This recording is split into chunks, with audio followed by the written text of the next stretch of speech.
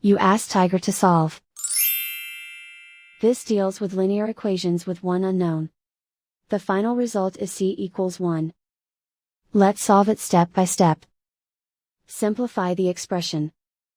Group like terms. Simplify the arithmetic. Group all constants on the right side of the equation. Subtract 3 from both sides. Simplify the arithmetic.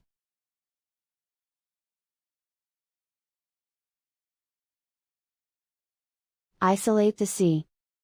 Divide both sides by 3. Simplify the fraction.